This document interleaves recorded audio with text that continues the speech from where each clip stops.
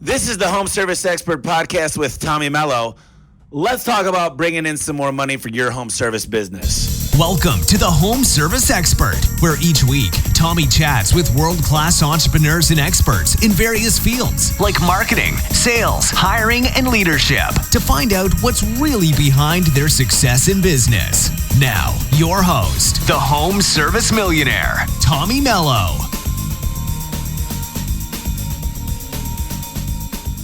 Hey there, welcome back to the Home Service Expert. I'm your host, Tommy Mello, and today I have Mike Davis. Let me tell you a little bit about Mike Davis. I had the luckiness, or whatever you want to call it. He walked into my office. He's the CEO right now of Valpak, which is a monster mailing company. But a little bit about him, he knows a lot about direct marketing and growth hacking. He's the CEO of Valpak since June of 2017, so a couple of years now. He also was the CEO at Napster. And he's also was a board member. He's an advisor for TBG Capital, the chief commercial officer of Group EVP. He's the Alliance Entertainment CEO. That was a couple of years. He did Universal Music Group. He was the executive vice president. And basically, he's got more than 20 years experience in leadership and growing companies. And he's held senior management positions in sales, marketing, sales operations, new product development, media. I mean, Mike, you've got a huge bio here of everything you've done in the past. I mean, they're all amazing. Anyway, you're in Florida half the time, in California half the time. I'd just like you to just welcome you on the show, and I'm excited for everybody to listen to this. Everybody's going to get a ton out of this podcast. Thanks for having me, Tommy. And I'm much younger than all that experience would make me look. Yeah. Well, you look like a young guy. Hey, you walked in here. You came into my office here in Phoenix. I'm actually in Tempe. And it was amazing just to sit down and shoot the shit with you for a little bit about what's working and what's not out there. And we got to know each other. And I'm really excited we got to meet because there's so many things out there that I think people miss when it comes to marketing. We're going to be able to explore those on here. But tell me about, it's funny because you mentioned Napster. And just tell me a little bit about your history and what brought you to the spot you're at today. Sure. Thanks. Yeah. Same feelings. It was such an incredible opportunity to run into you. Your energy, your experience, your success was invigorating for me. So glad we crossed paths. And yeah, I'll give you a quick, sort of stumbled into the music business while going to college, part-time job, didn't realize there was actually this big business behind, the local record store, which I visited frequently in Universal, through Universal, covered every functional group, rose through the ranks in sales, marketing, finance, legal, HR, etc. Great platform for just executive management. After that, when I joined Alliance, I joined the private equity world. And since leaving Universal, all of these experiences have been somewhat related to private equity, which, if you don't know, was essentially investing in companies and looking for opportunities to make them better, faster, stronger, in a host of different ways. So through my first experience leaving Universal was a group called Platinum Equity. They are currently owners of Valpak, so that's the direct connection to where I'm at today. But as you mentioned, a road of variety of marketing, customer acquisition, and media has been my primary background. Wow, that's crazy. I love what you do with that. How you go, I was just talking about this earlier. Pretty Woman, you remember that movie with Richard Gere? Of course. Isn't that what he does? He goes in and basically fires all the guys at the top because they're overpaid. He goes in and kind of fixes all the problems and then resells the business, right? It's similar. Or, the craze now is all the fixer-up shows, the home improvement. I kind of look at it, you go into a company like a house and you go, is it kitchen or marketing? Is it the bathroom or sales? And you look for the rooms that need improving. One of the phenomenal things about Platinum, which sets them apart from some private equity, is they have a strong operation. And along with obviously fixing what may be wrong with the company financially, they have incredible rigor and discipline around operations and really, truly leave companies better awesome when they acquire them. So I want to understand that because this is really interesting. This will bring it back to home service because Valpak is very successful in the home service. I got started with Valpak. I actually started in 2006 or 2007. I don't remember when my first Valpak was, but it was 10 zones. Each zone is 10,000. And you guys kind of made it over the digital leap because you guys have Valpak online.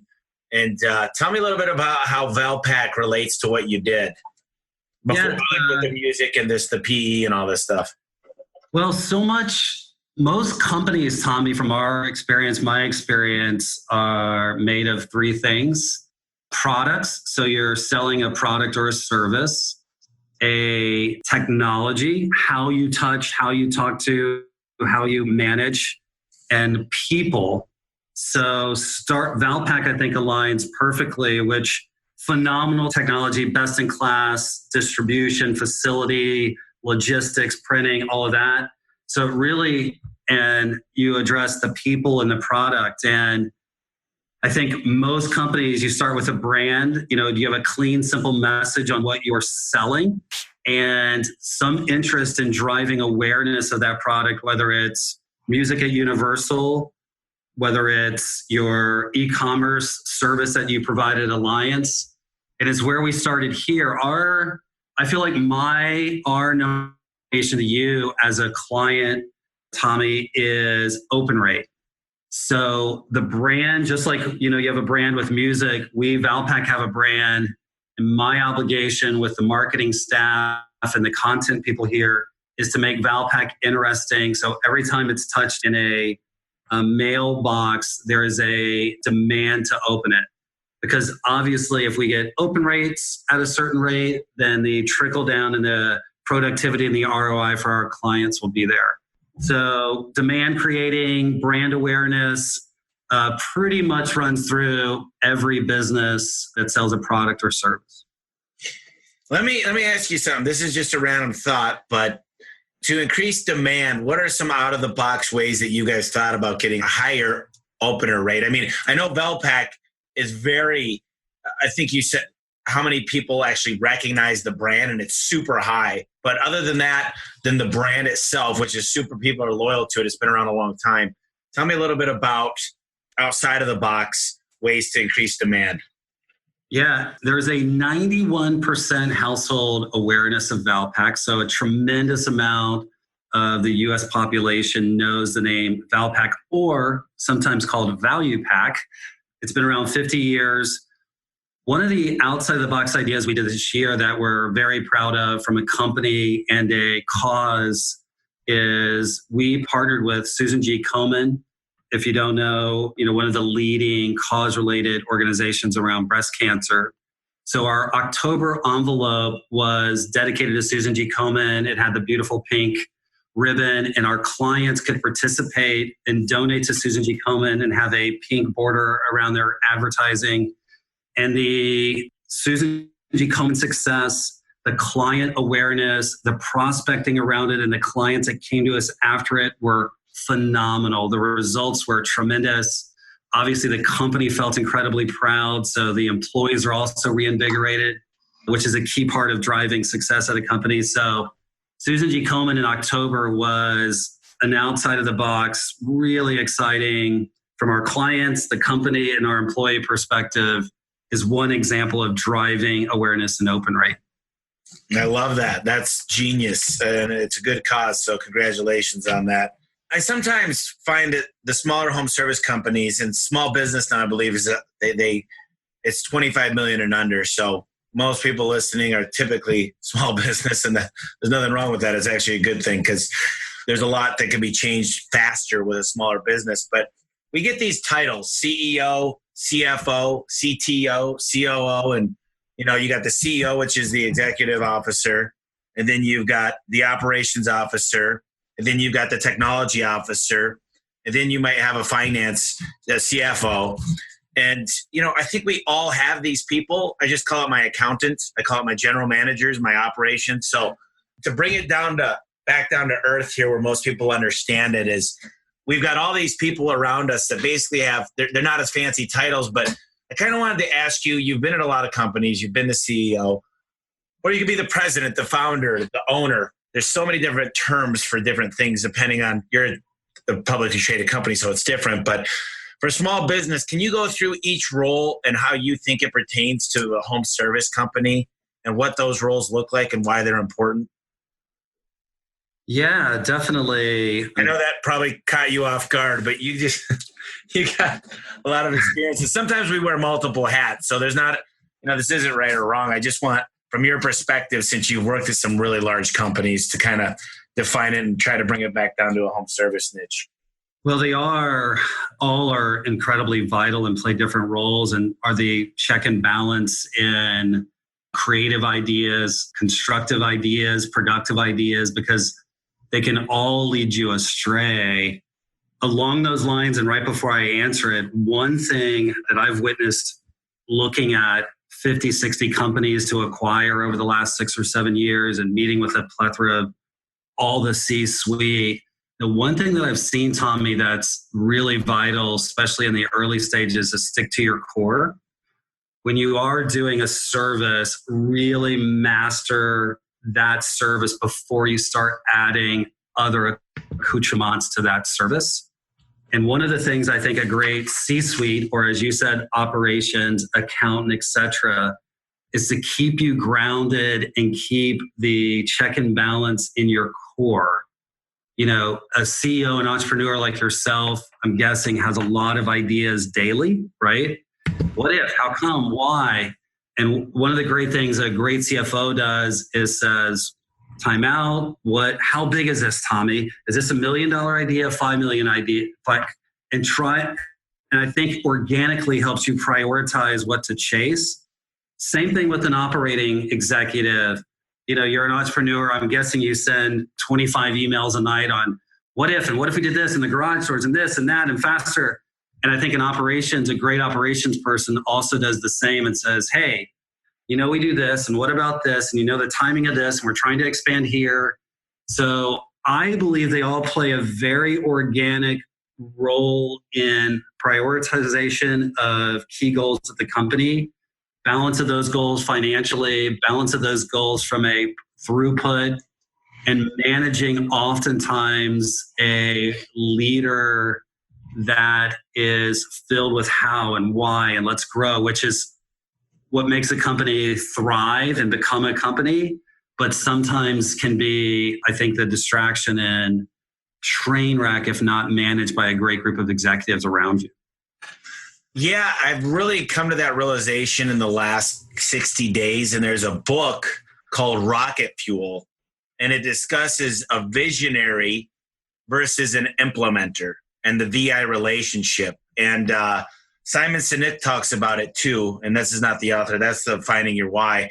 But there's such a true meaning behind the fact that as a true entrepreneur and visionary, yeah, I have 50 ideas. The train's never moving fast enough. I'm distracted easily. I have a hard time with accountability. I have a hard time with time management. And here's the thing. Every person that I've seen read this book all say, well, I'm both. I'm an implementer and a visionary. I'm a Pisces. I'm not a Leo. I'm not a Libra. I'm right-handed, not left-handed. I have brown eyes, not blue eyes. I can't have it all. So I think the biggest thing is identifying who you are and dealing with the good and the bad and surrounding yourself around people. Fill your weaknesses and focus on your strengths and make sure that give people the allowance to be able to tell you no. And, it was a lot easier for me to say, I'm going to do this at 8 million. I'm going to do this at 15 million. It's getting a lot harder because I need the whole team. And I know now that I just got to say no to myself and say, is this going to really, really help, or is this going to distract us? And I think you're absolutely 100% on the marker to say, so many businesses, they just say they're going to go out and get a boat or go out and buy some real estate. And I'm like, wait a minute, you do HVAC and you just decided you're going to be a real estate investor? Like, if you just stay the course for 5 more years, just reinvest into your company and what you're good at and focus on that and have a niche. Or really, there's a company I know called Zoom, and they focus on just specific drain cleaning. So plumbers refer them when they don't want to do the drains, and they put this scope down there, and they got specialized tools to build trenches, and they absolutely kill it. And because they specialize and they know what they're good at, and they stayed the course and they focus. So you're absolutely dead on. And that's so funny because you just spoke to my heart when you said that, because that's me. I'm that guy that has a million things, that's sending out emails, that's doing, come on. So my pen, I know that firsthand. My pen has never moved so fast as the hour I spent with you. And Mike, and what, and data, and lead gen, and growth, and acquisition. Yeah, I've seen your mind work. Yeah, you got to have someone to slow me down and get me back onto the planet Earth. But, at the end of the day, there's so many opportunities, and it's realizing that Walt Disney was a visionary, okay? But he had Roy behind him to help him. Henry Ford, same thing. Steve Jobs, same thing. And if you don't think Steve Jobs was in there saying better, faster, stronger, what can we do better every single day? That's who he was. 100%. But if he had everything his way, it probably wouldn't have been the company it is. You had to have somebody that's very strong to say no, and here's why. And if they can't say no, here's why. They're probably not a good fit for the visionary, right? Absolutely. So that's just an interesting topic, because I think there's a lot of people out there that maybe have a job that decided to be an owner, and their why is only because they don't want to work for somebody else. And that's not a strong enough why, in my opinion. I mean, what's the vision of Valpak?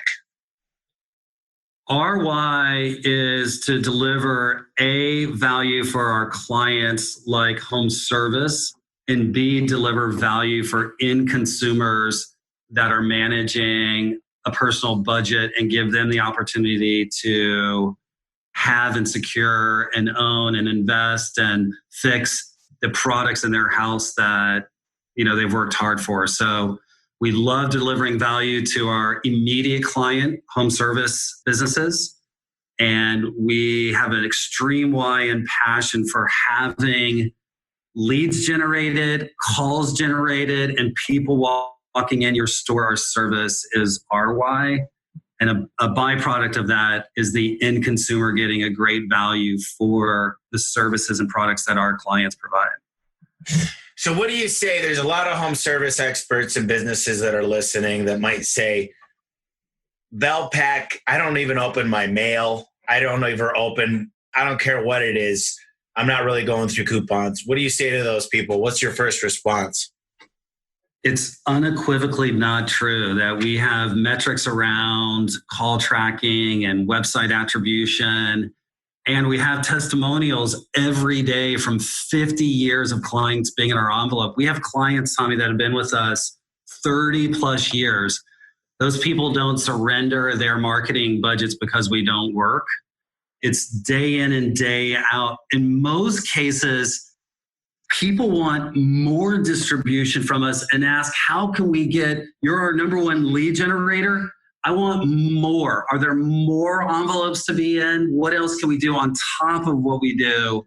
So the whole perception around open rate is just simply not true. We just completed a readership survey specifically asking, do you get Valpak? Do you know about Valpak? And nearly 90% of people that are aware of Valpak and get it at their home open it.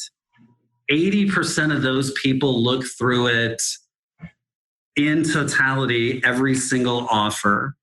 And on average, 4 to 5 inserts are taken out per envelope to be used on whatever product or service. So, and again, forget all that readership. I can tell you case by case by case through different clients around the world, from, again, some of the biggest home service to, we have national clients, we have giant banks, we have giant e-commerce companies. And these are companies that have extreme discipline around marketing metrics, and we work for them. I agree, and it does work, and I'm a living proof of that. So I'm just saying, I wanted to give the listeners kind of a SWOT analysis, if you will, of the good, and certain things it doesn't work for, and here's why: because you didn't give it a long enough shot to work, and your ad probably sucked. So let's talk a little bit about the ad copy on there, because I've seen people that they want to put the size of the age of their kids, their shoe sizes, and you look at it. And I believe as a franchise owner, there needs to be some type of accountability to not let the person put an ad in there. But sometimes the businesses insist. But tell me a little bit about what makes a great ad in your opinion, and how to build a good quality winning ad in the Valpak. It's interesting you just brought up the franchise piece and that they have some obligation. Just last night, I received a call from a disgruntled person that wanted to be in our envelope, and we were having conflicts on ad copy. And we went back and said, we feel like that ad that you're going to run will not deliver the results. And we decided that they were not a great partner for Valpak because we are conscious and aware of what works and doesn't work. And we did not want to take their money knowing that their ad would not deliver. So it's funny you say that. It's very timely. Yes, we have, again, years of knowledge on best offer by category. And this is all well known and documented within Valpak. So we would say Italian restaurant, these are the offers we know that work. Roofer, hey, these are the offers. HVAC, these are the offers. So we know tips on color, art design, images, the exact offer. And again, along with image and offer, we also have incredible history on right size by category, that we know if you're in this kind of city and this kind of product that you should buy this many homes. And we also know length of buy, that it takes X amount of time and this amount of homes to start delivering the results. So right amount of homes, right amount of time, and the right offer. And if you do that right, 95% of the time you will work in Valpak and see the results you want. So that's interesting to me, because part of the thing we talked about when you came out here is that you'll allow me to make different offers per zone, which is 10,000. So what I find, and I'm giving away some secrets here, but that's what I do on the podcast, you can change your ad up to match your demographic that you're targeting. So for example, I'll use Maricopa County because that's where I'm at, is what works in Scottsdale, and putting a nice picture of a city or possibly even a landmark for Scottsdale and put Scottsdale's best garage door company will work a lot better than putting just a simple garage door repair up top. And then having, a lot of times in Valpak, I see 3, 4, 5 numbers. And if they're in a big area like Atlanta or Detroit or anywhere, LA, there is different area codes. So people like to call the different branches. But if you'll allow everyone to change their per 10,000, I don't understand why people do that. What's the purpose of putting it all on one ad, one size fits all? We do fight that. Obviously, you do it first class and top notch. We do have quite a few clients that actually incorporate in the different cities, so they can, city A HVAC, city B HVAC, city C HVAC. So they have caught on to people like and trust and feel comfortable with local. So like you, we strongly encourage versioning. I'm not sure. It's a great question, honestly, Tommy, and I'm not sure why some people maybe, I think the majority of humans today are time bankrupt. And I think sometimes it's time bankruptcy or lazy marketing thinking that ends up creating those simple one sort of myopic ads. But we strongly encourage, as you said, we have over 4,000, 10,000 home increments. We ship 40 million homes in the US a month. And we can do versioning in every 10,000. And there is a product, it's a little bit more boutique and kid glove, but we can actually do 4 versions within a 10,000 homes segment. One of our larger customers, a bank, actually versions oftentimes 4 different versions. So Tommy, you may get $500 off this bank and your neighbor may get $300 because they were or were not a client, etc. So it's pretty sophisticated from a targeting perspective and your ability to version. So what separates you, other than you said it's a huge, everybody knows Valpak, but there's a lot of mailers out there from the magazines, which are Home Mag, Clipper, there's Welcome Home, You and Your Home. There's so many of them. And then their whole claim to fame is it's got a longer shelf life. what separates you from some of these other companies, and what, obviously, I believe in you guys, and you guys do have the biggest brand out there. But other than that, what's another? Obviously, I've never heard of somebody doing 4 in one zone until I talk to you. So what do you think else separates you guys? The brand is definitely part of it because, again, going back to sort of the fundamentals of direct mail, open rate and time a consumer spends touching your product drives results. So the brand is obviously part of it, but behind that is our household selection. And we have a very sophisticated research group that helps our franchisees in the markets that we own select those 4 million homes. And those 4 million homes are the most desirable home service homes, we believe, in America, meaning single home dwelling, education, income, everything that you would need around home service we have built. And some of our owners have gone house by house on Google Maps and literally, Tommy, picked every 10,000 home in their NTAs. So they know 100% when you come to them and you select this 10,000 homes, they are delivering primo quality potential buyers for you. Wow, that's crazy. I love that. That's massive. I hear a lot now that I'm really up to times when it comes to websites, search engine optimization, pay-per-click, social media. And what's the best way to connect digital with the mail? Well, we do have both franchise business pages. So we run a lot of different web pages for our clients, and we also have a Valpak app. And so speaking of Valpak Digital, we do have an app that complements the in-home envelope, and we also have websites. It does work better for some categories. The app works particularly well for dining and entertainment, but we have home service clients on it. But I don't know if you were headed this way, but obviously a combination of a digital strategy with a print strategy drives the premium results. And I think you do it as well as anybody. Maybe you could spend a second on, how the two, digital and physical, relate. And a lot of the attribution you may lose if you're a home, you may not see specifically, because if somebody goes to Valpak insert and reads homelawncare.com/Valpak, the majority of consumer behavior is not to put in that /, so they'll go to homelawncare.com. You may lose the attribution, but from the studies we've seen, the clients we use that do both, clearly there is a correlation between consumers looking at print and then going and making that digital conversion or that digital touch with the client. So there is a incredible relationship of both, the print world and the digital world. Yeah, I would add on to that. The fact is Google gets credit for everything. Google and Bing is not really a competitor. They are, but they're not.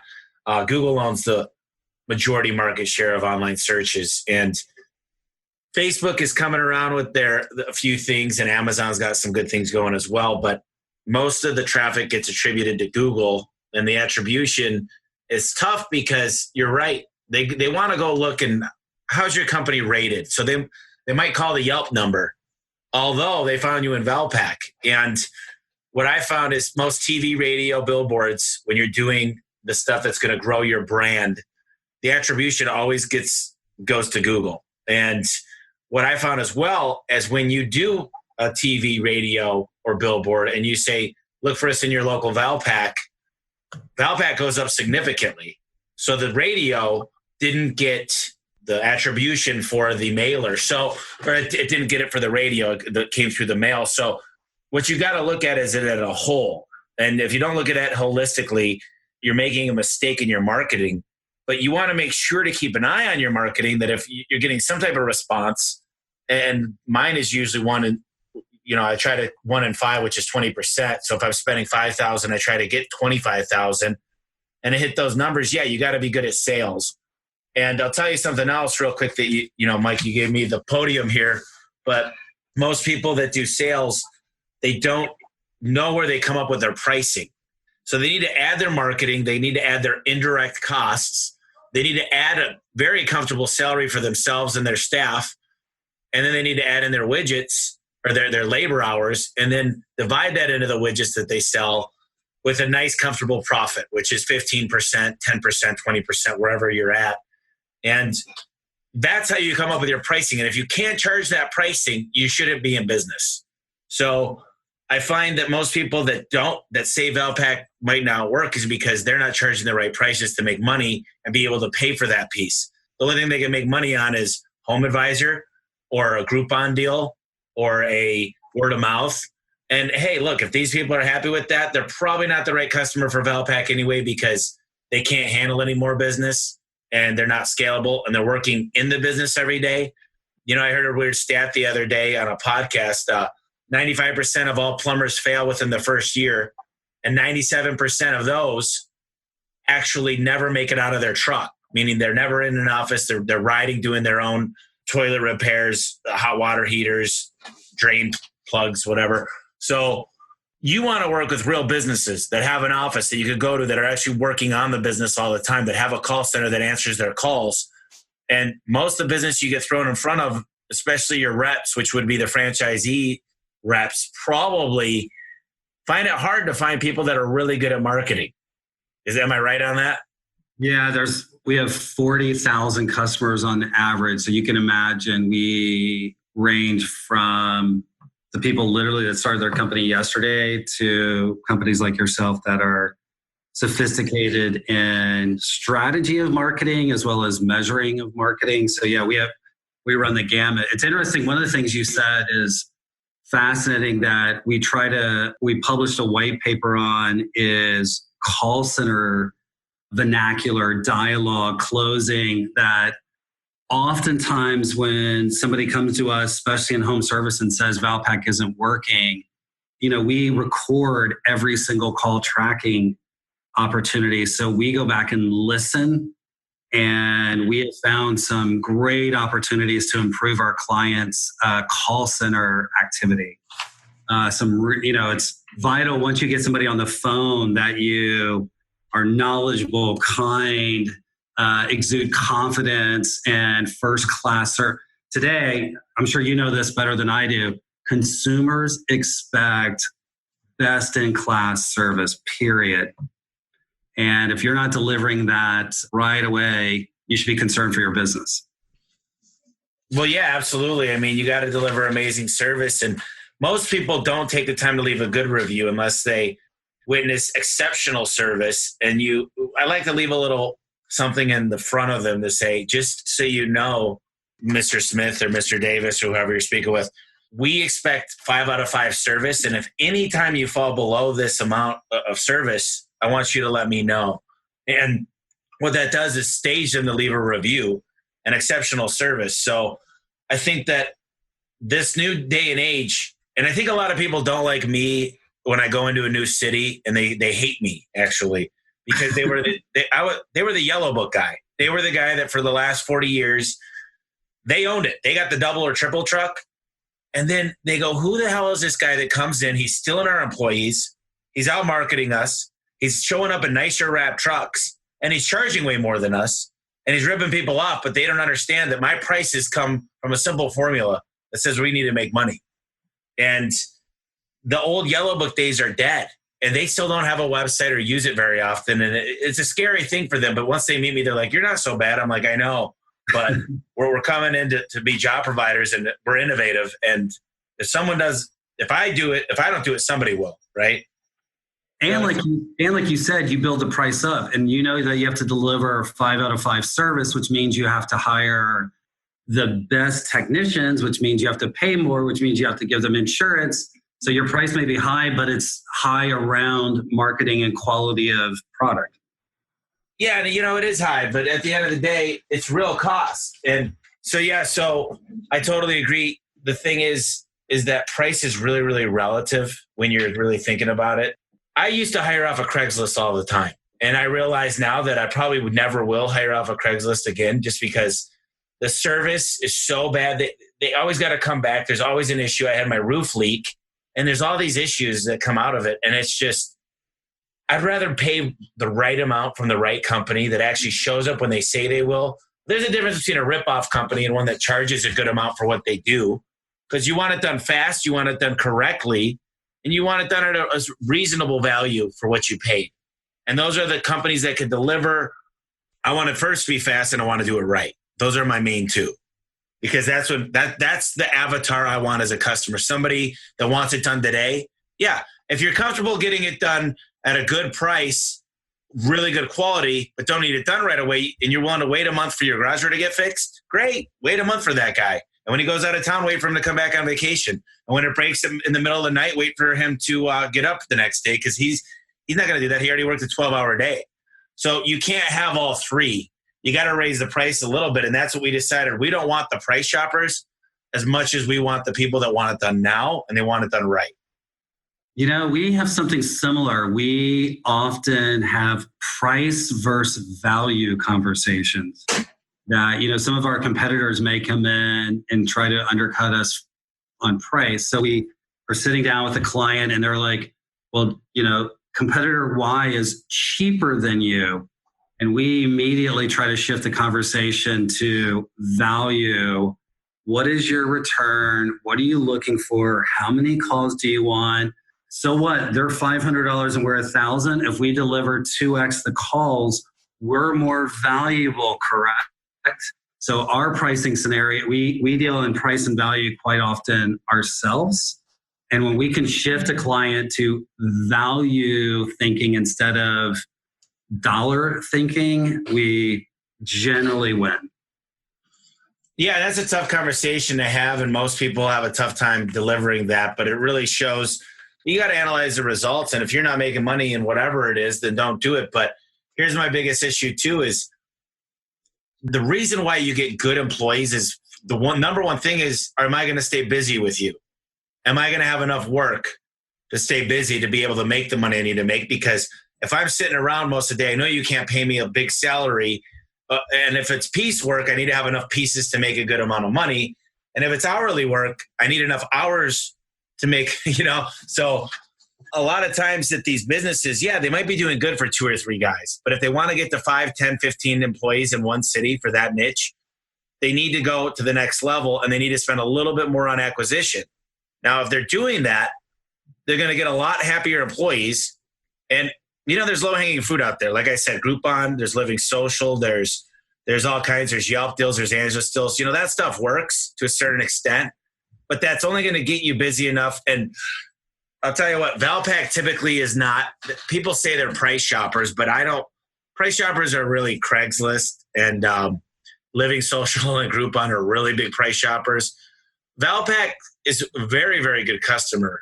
And I mean, what I find with Valpak is they typically want it done right. And they're typically, not all the time, but usually they're like in the baby boomer age, but that's homeowners in general, right? There's not millennials. Last year was the first year ever that more millennials bought a house than baby boomers. Yeah. So what is your kind of information on the analytics on who's reading it? And because for me, I mean, I think anybody out there would say an experienced customer who owns a home, has equity in the home, and wants stuff done right is probably the best client versus a 26-year-old kid that just bought a house and never had anything fixed in his life. It's just a different scenario. And I'm not saying they're not good customers as well. I'm just saying the experienced ones tend to spend more money because they want it done the right way. We have the baby boomers, but it's interesting. We're seeing the Gen X and millennials from our readership surveys, which again, it was just finished, I think 2 days ago. Our latest one, I'll send you, Tommy, just personally, I think you'll find it interesting, but are using and love coupons. And I think it actually goes to a book I read a couple of years ago called Trading Up, which is the Gen X and millennials like experiences. They like fine dining and great wines and travel. So to do that, they're very focused on where to save to afford those things. They're okay with buying an outfit at Target, which used to be maybe below their brand value, if it means they can buy the Viking stove or take the trip to Italy they're okay with that trade-off. So what all the research from some stuff that recently or last year was done by USPS and our readership survey is, yes, of course, the baby boomers are most entrenched in homeowning and in that spot of repairs, but make no mistake that Gen X and millennials are using discounts and specifically physical print offers. Yeah, that's interesting data. I'm curious to look at that. For me, it's a culmination of everything that works together, and it's really, I like specifics too. Like the book Traction gives you own a vertical, and there's certain verticals that I recommend. Like if you listen, there's a guy. His name is Tom Shane, and he's part of this group called the Shane Company, and he's the owner, and he specializes in radio, but he owns radio. I mean, literally, you hear it. I don't listen to the radio very often, but then there's people that own TV, and there's people that own Google. And I started out, I did a lot of LPAC. I mean, I started out, I went to the Phoenix wide, the whole market, and I remember you guys added some zones, took some away here and there over the last 10, 12 years, but it really does work, and it gets a good opening, and they're good customers. They really are. And I truly believe that the Valpak does really, really well. And it's really about, and I think there's a lot to be said, Mike, because setting a person up for success and following up is so important on your guys' end, and saying that your ad has to have a compelling offer for them to make a move today. It can't just be, and you do it. You have a lot of great reps. I mean, you don't oversee every single sales rep. The franchisees do. So it's the franchisee's responsibility, and it's the owner's responsibility to go out and find things like you guys and understand, the more that they do, the better the price gets, especially if you're in multiple markets. But it's one of those things where it can make a lot of money to the right people. But what I find is thinking outside of the box and coming up with really, really good offers. And a few tips is find out who else is in the mailer. The simple thing is you call one of Mike's franchises up and tell them you want to see last month's mailer, and then go through there, take a look, find out the mailers, find out if you're competitive with the coupons they have. And I would say you do want to be competitive with those, maybe even a little better if you're just getting into them.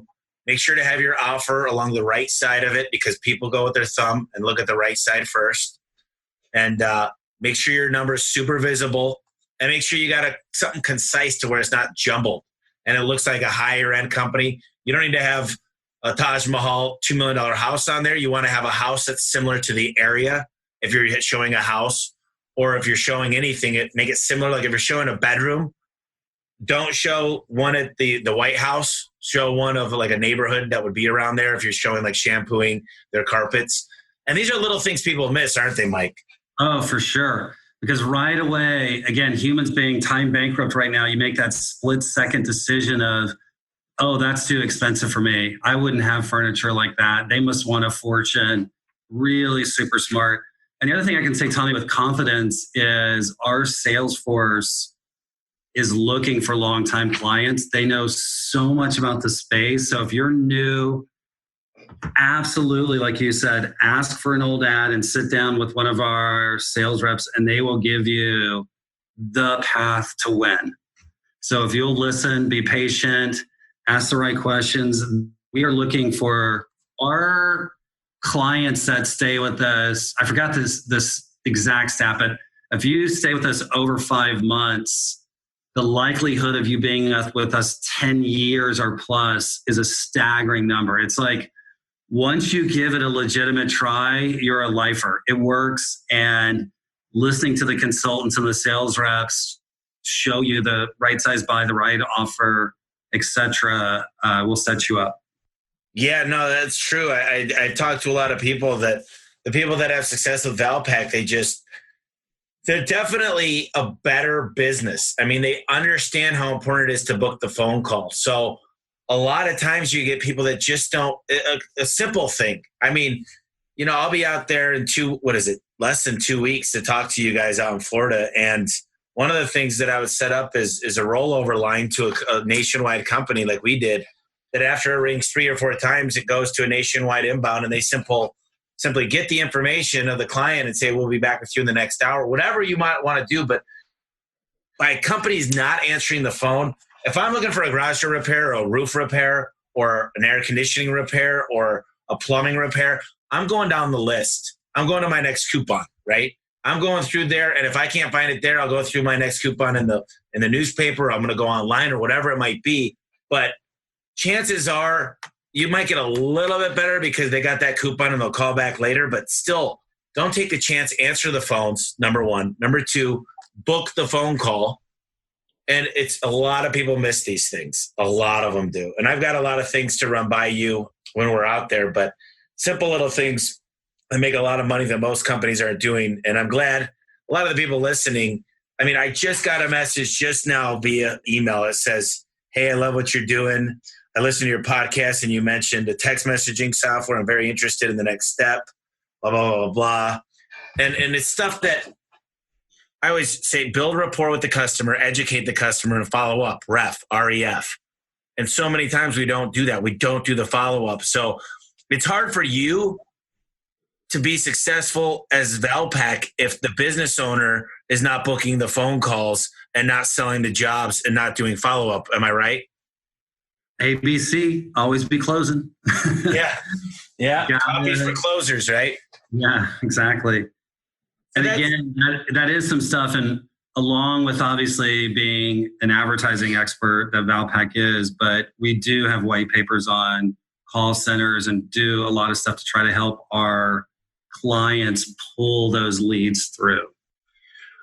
Yeah, it's astounding. It's very hard to be successful if you're not focused on your metrics. And, what do you find in common with some of these more successful companies? Well, I do actually believe, like you just said, if you can't measure it, you can't fix it.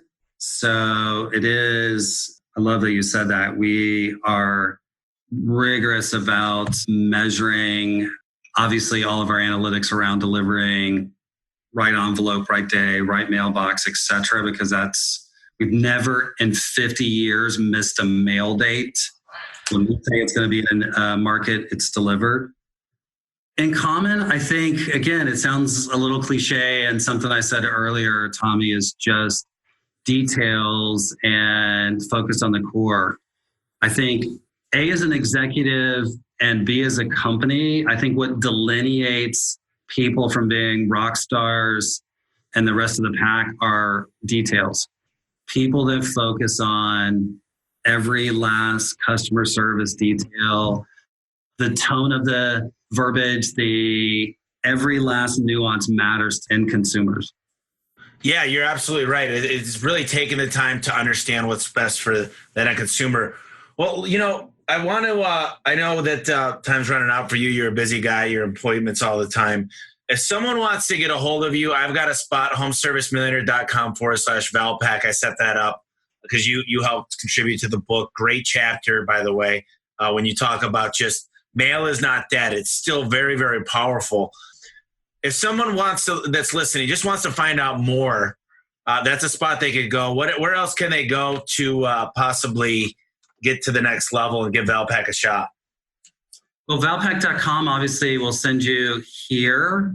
We also have landing pages in every city. So it's Valpak.com/advertising. But you can also, we have 140 markets. So you can also look up Valpak Rochester, Valpak Phoenix, Valpak Los Angeles, etc. if you want to find a local representative.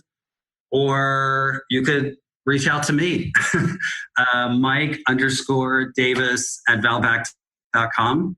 And I sincerely love hearing from our clients. So if you are a client or you're a prospective client, I'd love to hear from you. But again, also Valpak.com/advertising to get to corporate, or we also have 140 markets that are excited to take your call.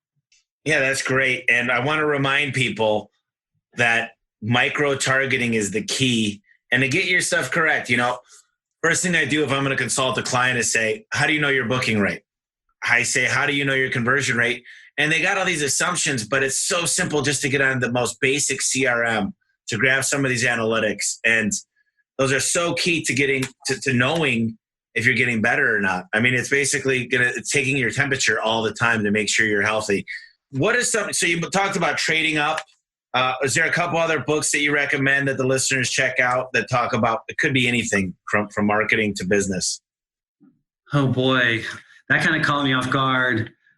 I should send you a list of names and authors. There's great books on, if you're an entrepreneur, on leadership and delineating leadership from management.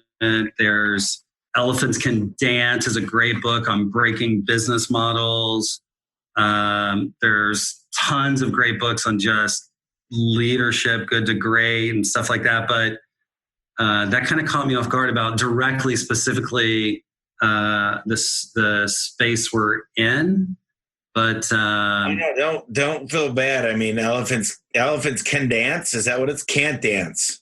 Can Dance. It's an old book on IBM and how they completely unraveled their old business model and reinvented themselves. As one that stood out as sort of an eye opener for myself. There's endless lists. One of the great things about, obviously, the internet today is, especially at year end, there's just phenomenal resources on advertising, marketing, AdWords, direct mail, leadership, growth, entrepreneurship. So endless resources to find a great book that fits your current need. I think there's actually one, I'm trying to remember the exact name I read about 6-7 years ago, I think called Focus on the Core, which also goes back to companies' history of time unraveling when they lost their focus, and the hot dog maker decided to make buns, and the jacket maker decided to make gloves. And once they lost their way, businesses unraveled. So again, I can't stress enough, focus on what you're really good at. Yeah, I always give mixed signals because people listening, there's an acquisition cost you paid to be at that house. So if you got something like, we use angle iron to put up headers, right? To put up, it's called a back hang on a garage door. So we're good at finding the board up in the drywall, right? So what else has to do that? Garage door storage solutions. We can hold them in the truck and do it, but you don't want to take away from your core. But at the same time, it's a quick upsell and you're doing the customer a favor by doing it. So there's certain ones that make a lot of sense in business, like decorative hardware in a garage door. They're magnetic. Everybody carries a set. It doesn't take away from the core. And there's a lot of them that's like, what the hell were you thinking? One of the guys I was talking to the other day, real quick, I'll finish up here, but he said, hey, Tommy, why aren't you manufacturing your own garage door parts? And we do a little bit. We work with China and a couple companies there. But I said, hey, I'm thinking about going into shoemaking too, and then possibly glasses. He goes, why shoes and glasses? I said, because all my technicians have shoes and a lot of people wear glasses. I said, what else? Maybe I'll go into chewing gum because I got a couple guys that chew gum and cigarettes, because I'm like, look, at what point do you say this is what I do? I'm not in the inventory business. I shouldn't be in the warehouse business, which I'm actually getting out of. And I thought, shit, I'll order 500 of these because I got them for 10 cents cheaper. And then it just sits around. So I do agree. There's so many things that I've taken on that have been a mistake. And hindsight's 2020, right? To say, wow, I thought I would make so much more money by producing that in-house. But now I'm just, it's amazing how much money you pay of indirect costs. And I just wish people would understand, even when you got a warehouse, you're paying for the stuff to sit on, the shelving units. You're paying for the lights, the air conditioning. You're paying for the theft insurance. Oh, yeah. I was going to say insurance gets a lot of people. Yeah. And then you're paying for the alarm system. And then you've got a guy running to get parts, which you're paying taxes on that guy. You're giving him hopefully insurance of some sort. You're paying for the gas in that vehicle, the insurance on that vehicle. You add it all up, and then you're paying for the damage and the shrinkage. So I was just going to add shrinkage, that a lot of companies miss that 2%, 3% shrinkage, depending on what you sell. Once you have inventory in a warehouse, that goes up tremendously. Well, you got what do they call that? The 5-finger, I forget. It's 5-finger discount? The 5-finger discount when people stealing crap all the time. And, but it's called creative justification of why they take it. Like I get a free keypad at a certain time of the year with my openers. And I guarantee you there's someone out there that said to themselves, I just drove an hour in the wrong direction and my grandma needs a keypad. this is the least the company could do is give me this when they didn't pay for it. And boom, just like that, they condoned it in their own mind. They took it and they really didn't believe they did anything wrong. But at the end of the day, it's neither here nor there, but it goes back to that point that you really should understand your true costs. And I love focus on the core because that just makes a lot of sense. So, Mike, I'm looking forward to seeing you. Send me that report, and can't tell you how much it means for you to come on this call. It means a lot to me, and I think a lot to the listeners. Thank you. I feel the same. It's been a pleasure getting to know you this year, and we're excited to have you in a couple weeks. All right, my friend. Well, I appreciate it. Have a great day and a great weekend. Thank you. Take care. Hey guys, I really appreciate you tuning into the podcast. I wanted to let you know that my book is available right now on Amazon. It's called The Home Service Millionaire. That's homeservicemillionaire.com. Just go to the website. It'll show you exactly where and how to buy the book. I poured 2 years of knowledge into this book, and I had 12 contributors. Everybody from the COO at Home Advisor to the CEO of Valpak, and of course, Ara, the CEO of Service Titan. It tells you how to have the right mindset and become a millionaire and think like a millionaire. It goes into exactly how to turn on lead generation. Have those phones ringing off the hook for the customers that you want to be calling, where you can make money and get great reviews. It also goes into simple things like how to attract A players. Listen, if you want a great apple pie, you need to buy good apples, and you need to know where to buy those apples. And it also talks about simple things like knowing how to keep the score. You should have your financial check every week. You should know exactly what's coming in and out of your account. You should know when to cut advertising that's not working. And more than anything, you should know how to cut employees that aren't making it for you. Listen, you might have a big heart, but this book is going to show you how to make decisions built on numbers. I hope you pick up the book, and I really appreciate everything. I hope you're having a great day. Tune in next week. Thank you.